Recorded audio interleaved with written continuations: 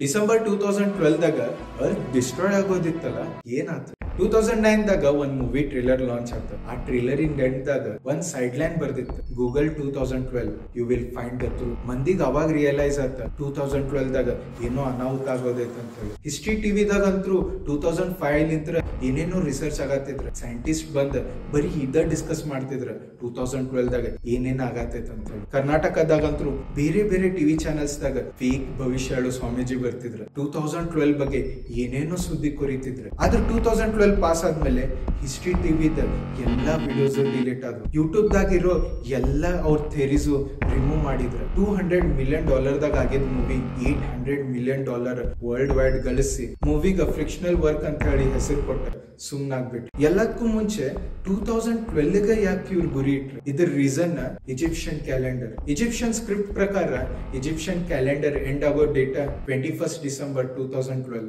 ಆದ್ರೆ ಸೈಂಟಿಸ್ಟಿಗೆ ಆಮೇಲೆ ಗೊತ್ತಾತ ಈ ಡೇಟ್ ಬರೀ ಈಜಿಪ್ಷಿಯನ್ ಕ್ಯಾಲೆಂಡರ್ ಇಂದ ಎಂಡ್ ಅಲ್ಲ, ಹೊಸ ಕ್ಯಾಲೆಂಡರ್ ಇಂದ ಆರಂಭ. ಮತ್ತಿಂತ ವಿಡಿಯೋ ಫಾಲೋ ಮಾಡ್ರಿ ಆ ಕ್ಲಾಸಿಕ್.